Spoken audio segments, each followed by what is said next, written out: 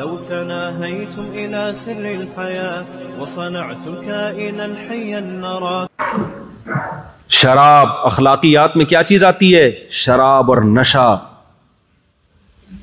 اتنی بری چیز ہے نا، ایک گھونٹ شراب کا پی لیا تو 40 دن نماز کی برکت ختم.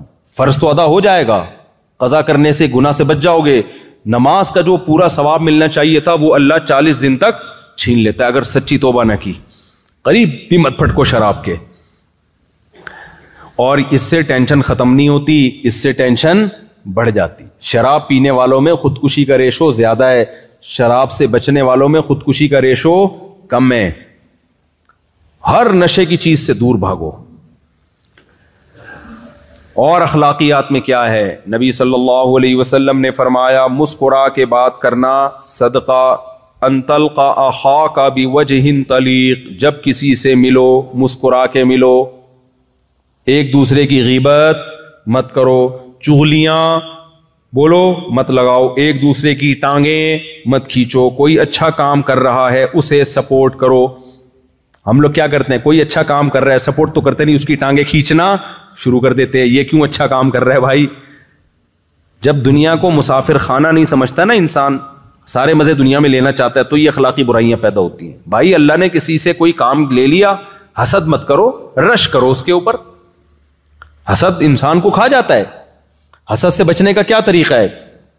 یہ سوچا کرو بھائی یہ ترقی کر کے بہت آگے نکل گیا تو کیا ہوگا، جائے گا تو قبر میں ہی نا. کیا خیال ہے ہم بھی وہاں جائیں گے؟ تو کوئی بات نہیں، نکلنے دو آگے.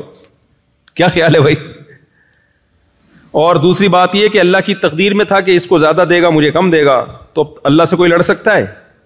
کوئی بات نہیں یار، چلو یار اس کو زیادہ مل گیا، یہ زیادہ خوبصورت ہے، یہ زیادہ صحت اچھی ہے، اس کی 4 ہو گئی ہماری نہیں ہو رہی یار، استغفر اللہ. اس کی جو ہے وہ پیسہ فلاں کے پاس زیادہ آ گیا، فلاں کو جو ہے نا کاروبار میں ترقی ہو گئی، فلاں کی عزت زیادہ ہو گئی. ہونے دو یار، چلتا ہے یار، کوئی بات نہیں، ہم اللہ کی تقدیر پہ راضی. شیطان کے ساتھ یہی تو پرابلم تھی. شیطان عبادت کرتا تھا، اس نے بولا یہ کیا مسئلہ ہو گیا یار، یہ آدم نیا نیا بنایا گیا اور اللہ کہہ رہا ہے اس کو سجدہ کرو. یہ تو پرابلم کریٹ ہو گئی نا. کیا خیال ہے بھائی؟ یہ تو معاذ اللہ نے پرابلم کریٹ کر دی ہے. میں اتنا پرانا اور یہ دفتر میں کوئی نیا امپلائی آئے اور باس اس کو اپنے قریب کر لے اور آپ 20 سال سے جاب کر رہے ہو، آپ کو دور رکھے، تو آپ کو غصہ آئے گا کہ نہیں آئے گا؟ تو شیطان کو بھی غصہ آیا کہ بھائی اللہ میاں نے اس کو میرے سامنے بنایا اور مجھے کہہ رہے اس کو سجدہ کرو. اڑ گیا شیطان. اب بھائی تو چھوڑ دے یار، تجھے بھی تو اللہ نے ہی بنایا ہے نا، جتنا تجھے دیا ہے تو اس پہ اللہ کا شکر ادا کر. کیا خیال ہے بھائی؟ اپنے سے کمتر کو دیکھ.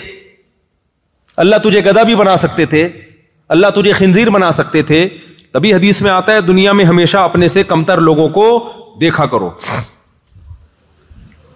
کمتر کو دیکھو گے تو شکر کی توفیق ملے گی، اپنے سے اونچوں کو دیکھو گے تو سوائے احساس کمتری کے کچھ بھی حاصل نہیں ہوگا. دوسروں کی بیویاں دیکھ دیکھ کے لوگ احساس کمتری میں جا رہے ہیں. پردہ تو آج کل ختم ہو گیا نا. ابے اس کی بیوی اتنی خوبصورت، میری والی ایسی. تو ابے بھائی تو دیکھ بہت سارے تجھ سے زیادہ ہینڈسم ہیں، ان کو بیویاں تجھ سے زیادہ بدصورت ملی ہوئی ہیں، ان کو دیکھا کر.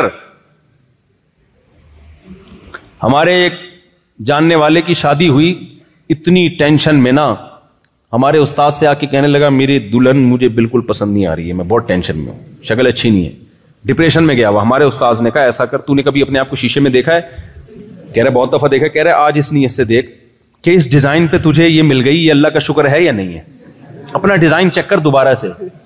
واقعی اس نے شیشے میں دیکھا، کہا کہ میں اب اللہ کا شکر ادا کر رہا ہوں. آج تک اس نیت سے کبھی اس نے اپنے آپ کو دیکھا، اب کمپیئر کر کے دیکھا کہ اس سے تو پھر بھی یعنی میں زیادہ بدصورت ہوں. تو اس ڈیزائن پہ یہ بھی غنیمت ہے اللہ کی. اپنا ڈیزائن دیکھتے نہیں ہو میرے بھائی. فلمی اداکاروں کو دیکھ رہے ہیں تو اس سے نعمت کی ناقدری ہوتی ہے، انسان ٹینشن میں جاتا ہے. تو تقدیر پہ راضی رہو بھائی، جو ہے اللہ کا دیا، میں اللہ کی تقدیر پہ راضی ہوں. کوئی بات نہیں، اللہ نے اس کو زیادہ نواز دیا، زیادہ دے دیا، کوئی بات نہیں. میں نے گھر میں بورنگ کروائی تھی تو چند مزدور آئے، بڑی محنت سے بورنگ کر رہے تھے، اور ٹھیکیدار نا کرسی پہ بیٹھا ہوا چائے پہ چائے پی رہا ہے. بس وہ تو ٹھیکیدار تھا نا، اس نے ان سے کام لینا تھا. تو میں نے اس مزدور سے کہا کہ یار ٹھیکیدار کو کچھ بھی نہیں، وہ کام پیسہ زیادہ ٹھیکیدار کما رہا ہے، کام سارا تم کر رہے ہو ہے بھائی. وہ تو صرف آرڈر پکڑتا ہے، مزدوروں سے رابطہ کرتا ہے، سارا پیسہ لے گا تو ان کو ان کے کمیشن دیا اور سارا آرام سے بیٹھ کے دودھ پتی پی رہا ہے، پان گٹکا چبا رہا ہے اور پیسے کما رہا ہے. تو میں نے مزدور سے کہا، میں نے کہا محنت تمہاری اتنی، پیسہ یہ کما رہا ہے، تمہیں غصہ نہیں آتا؟ اس مزدور نے کہا نہیں بھائی اللہ کی دین ہے یار، اللہ کسی کو اس طرح دیتا ہے کسی کو اس طرح دیتا ہے. خوش. میں نے کہا دیکھو 2 منٹ میں اس نے مسئلہ کیا کر دیا. سارے ٹھیکیدار بن جائیں تو بورنگ کراچی میں ہوتا تو میں کہتا تمہارا باپ کرے گا. پھر بھائی اللہ کی تقسیم ہے، کسی کو اللہ نے ٹھیکیدار بنا دیا اور کسی کو اللہ نے سارے ہی ٹھیکیدار بن جائیں تو پھر تھوڑی، پھر کون بورنگ کرے گا بیٹھ کے. تو یہ اللہ کی دین ہے میرے بھائی. یبسط الرزق لمن یشاء، جس کو چاہتا ہوں رزق کے دروازے کھول دیتا ہوں، ویقبض، جس کے چاہتا ہوں رزق کے دروازے بند کر دیتا ہوں. لیکن تسلی اللہ نے جس کے رزق کے دروازے کم کر دیے اس کو بھی دی ہے. بھائی زیادہ ٹینشن لینے کی ضرورت نہیں ہے. یہ جو اتنا کروڑ پتی بن گیا یہ بھی قبرستان میں جانے والا ہے، ٹھیک ہے نا، تو بھی کہاں جانے والا ہے، اندر جا کے دونوں کیا ہو جاؤ گے؟ برابر. جب قبر کھود کے دیکھی جائے تو رکشے والے کی قبر میں اور 1000 گز کے بنگلے والے کی قبر میں اندر سے کوئی فرق نہیں ہوتا. تو اس لیے اخلاقیات میں کیا ہے؟ ایک دوسرے سے حسد اور جیلسی بولو مت کرو. غیبتیں، چغلیاں، مخالفتیں مت کرو ایک دوسرے کی. اور اخلاقیات میں یہ تو اخلاقیات. دوسرا کیا ہے؟ حقوق العباد. تو اللہ کے بندوں کے حقوق میں سب سے پہلے والدین، اس کے بعد بھائی بہن، اولاد. جتنا قریبی رشتہ ہوگا اللہ نے اس کا حق اتنا زیادہ بتایا. یہ چند باتیں ہیں، 2 باتیں کر کے میں اپنے بیان کو ختم کر رہا ہوں. ایک بات یہ کہ اس ملک میں ہمیں فرقہ واریت نظر نہیں آئی، الحمدللہ. برما میں گیا کوئی فرقہ نہیں ہے. افریقہ میں آیا ہوں اب تک کی رپورٹ کے مطابق کوئی فرقہ نہیں ہے. ہوتا پتہ ہے کیا ہے آج کل دھوکہ کیا ہو رہا ہے؟ کوئی نیا فرقہ بنے گا، اس سے فرق کرنے کے لیے آپ کو بھی کوئی نام دے دیا جائے گا، پھر لوگ کہیں گے دیکھو یہ نیا فرقہ بن رہا ہے. آپ کو پھر کیا کہا جائے گا؟ فرقہ. جیسے میں نے ابھی ایک بیان کیا کہ علماء دیوبند کوئی فرقہ نہیں ہے.